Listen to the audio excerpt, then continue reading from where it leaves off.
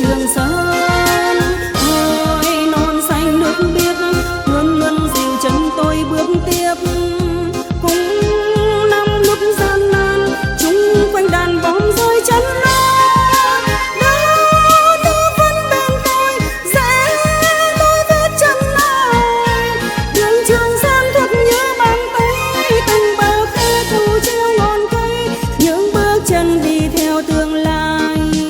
Đó nữ vẫn bên tôi suối dốc rách trăng soi, đường hiền xa gần theo tầng mây, cảnh đẹp như dục tâm hồn tôi bước trên đường Trường Sơn.